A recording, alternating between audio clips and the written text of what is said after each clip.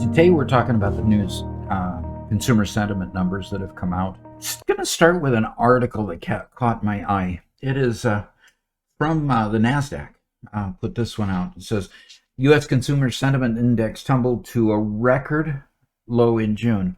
Well, we'll look at that number and see what it means by a record low. But basically, it's saying the preliminary data showed the consumer index plunged to 50.2 in June from 58.4 in May. Economists had expected the index to edge down to about 58. You don't want to surprise economists, because then everybody puts their investment hat in the ring with an economist and they're predicting one thing and all of a sudden it's a lot lower. That doesn't bode well. Okay. Consumer sentiment declined by 14% from May, continuing a downward trend over the last year and reaching to its lowest recorded value compared to the trough reached in the middle of the 1980 recession. Here we go, back again to the 1980 recession. It seems as though everything is getting compared to the 1980 recession, where we had very high interest rates, very high unemployment rates, and we had just a total lack of confidence in what was going on. So consumer sentiment is built on various items. And one thing I want to show you is that there's other things that are indicating that this consumer sentiment number is probably accurate and probably destined to set another record next month. Right now we have a president in office that doesn't seem to understand the impact that he has had on the economy. And in fact, when you look at his numbers relating to his handling of the economy, he has an average 61.4% disapproval rating with an approval rating of only 33.6%. So we have 27.8% more people disagreeing or disapproving that he is handling the economy than approving, which is worse than President Carter had at this time in his presidency.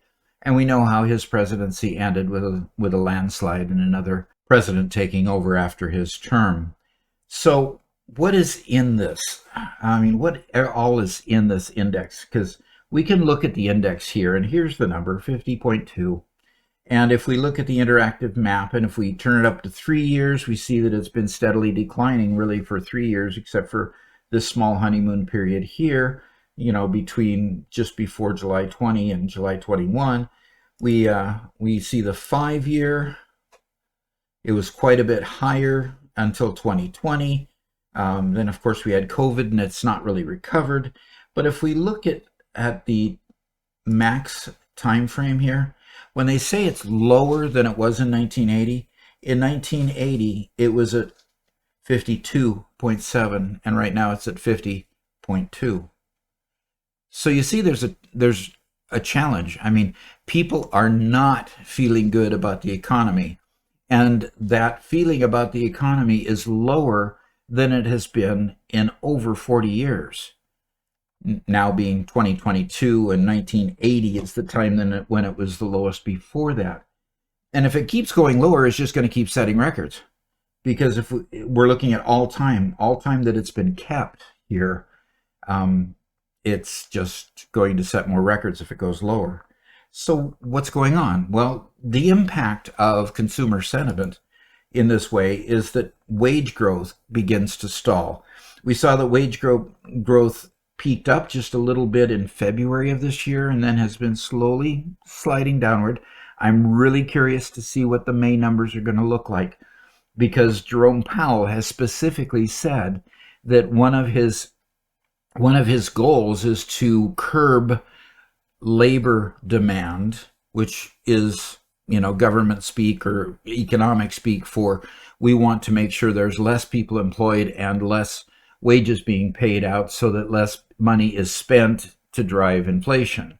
That's one of their levers, is to get people to not get an employment check in order to decrease the amount of money that can be spent by consumers.